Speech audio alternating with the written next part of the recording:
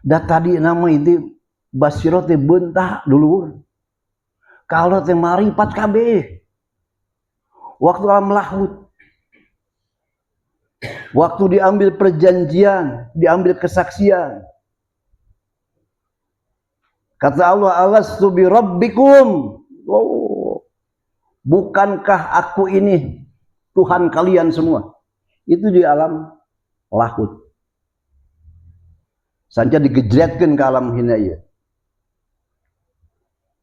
Qalu, maka semua harus menjawab. Semua harus menjawab. Bala syahidna. Ya, engkau adalah Tuhan kami. Di situ kita mengenal Allah, ma'rifat kepada Allah, dekat dengan Allah. Tapi kemudian summa radadnahu asfala safilin. Manusia diturunkan ke tingkat yang paling rendah. Lewat alam jabarut, alam malakut, alam mulki wa syahadah tadi.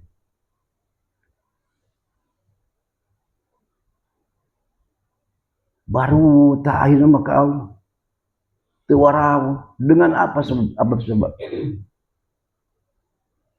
Ketika ruh sebelum menyatu dengan jasmani, dengan fisik kita, itu ruh kudsi, suci, yang sekarang ada dalam diri kita ini, paling dalam itu, keurugan tak kuruntah. Kalau itu muncul, Allah, dari alam lahut diturunkan ke alam jabarut. Sebelum pindah alam jabarut dibungkus dengan nur jabarut. Kalau tidak terbakar al-jabarut. Dari alam jabarut diturunkan kembali ke alam malakut. Dibungkus dengan nur malakut. Kalau tidak alam malakut akan terbakar. Dari alam malakut diturunkan ke alam mulki wasahada, alam dunia, alam nyata. Dibungkus dengan bungkus berupa jentua. Itu bungkus cangkang, itu cangkang jelema tan tentu teh. Jelemana terkubur. Hendak rek orang kenal ke Allah, mun orang terkenal kana deui kahagatna. Lain kana yeun. Ieu mah betiangan.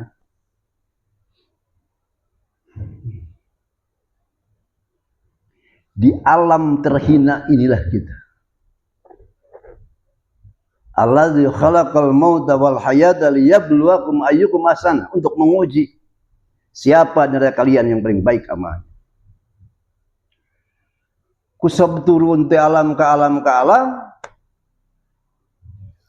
maka ketika usia 4 bulan dalam kandungan, wa nafakhtu faidza sawaituhu wa nafakhtu fihi mirruhi, kutiapan ruhku kepada janin yang ada dalam kandungan.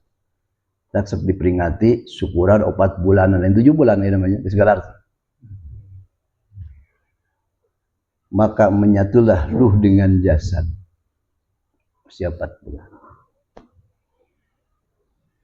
Ketika sudah mencapai kandungan usia 9 bulan, umumnya bayi itu lahir.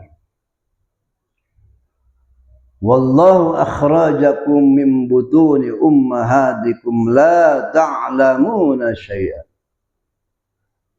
Allah lah yang mengeluarkan kalian dari perut ibu kalian dalam keadaan tidak tahu menahu apa-apa. Kemauan nawan.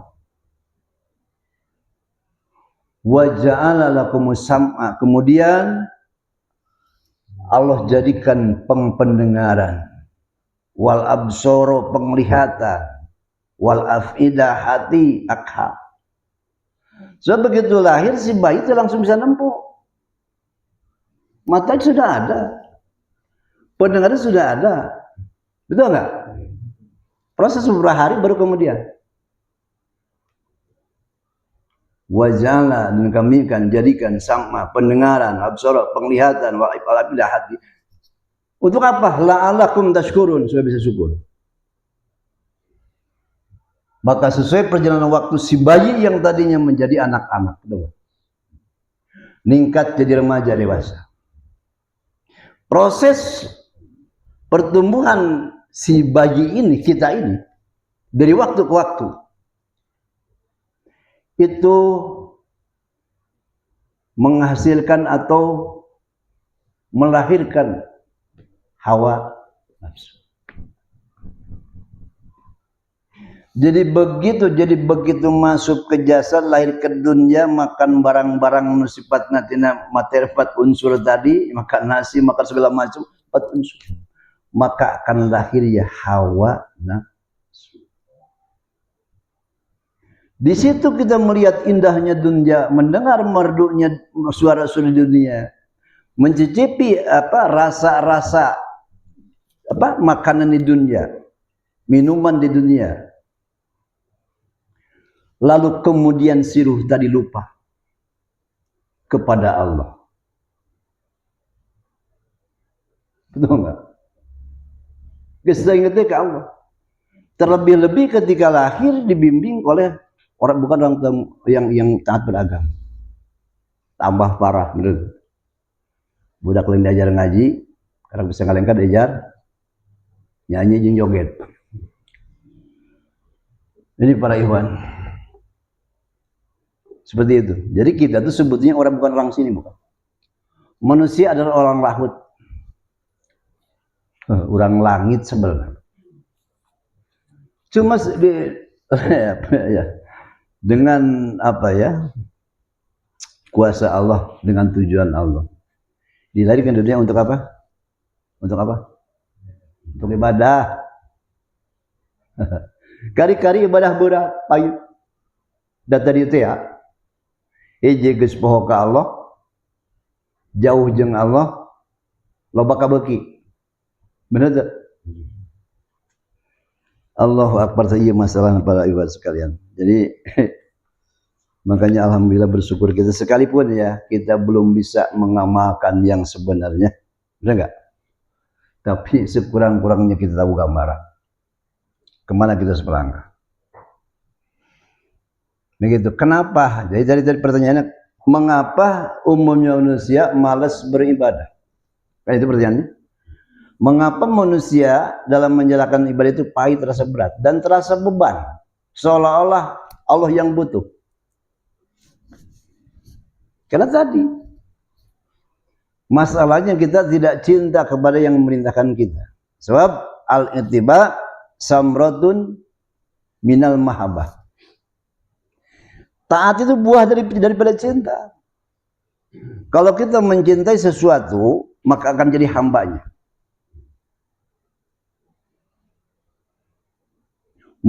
Ma'ahabba syai'an illa kuntalahu abdan. Tidak mencintai sesuatu kecuali sesuatu akan jadi hamba bagi sesuatu itu. Ya, kalau kita berlebihan mencintai sesuatu, maka akan jadi hamba sesuatu itu. Cinta karena dunia bakal jadi hamba dunia. Terus cinta kepada istri bakal jadi hamba istri. Terus cinta kepada anak bakal jadi hambaan. Nah, bagaimana cara kita cinta kepada Allah supaya jadi hamba Allah? Itu masalahnya. Maka kita berusaha membuka mata hati.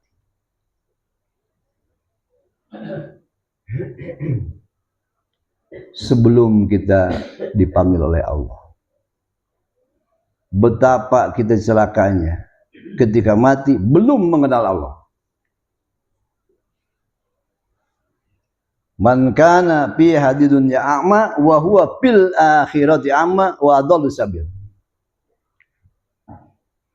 Barang siapa di dunia tidak kenal Allah, buta, maka di akhirat lebih buta lagi dan akan tersesat jalan.